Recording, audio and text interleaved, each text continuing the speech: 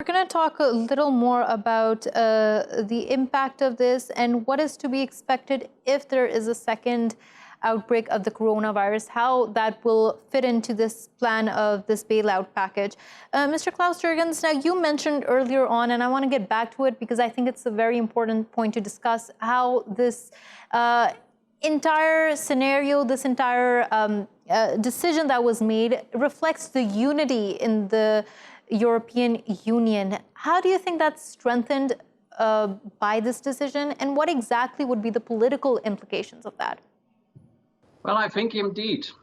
Let's assume Corona would not have happened. The EU would have had to come up with plans to revitalize itself in the foreign policy making domain, in social issues, in climate change, you name it. Now, Corona has pushed this to the limit. As my esteemed colleague said, basically the bailout package is not meant for governments, but actually helping governments to stimulate the private sector one more time, which was so badly hit by the coronavirus.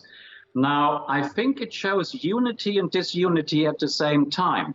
Brussels will not allow a further breakup, if they can avoid it. They want to have a Brexit, an orderly Brexit, no hard Brexit, and then it is done and dusted.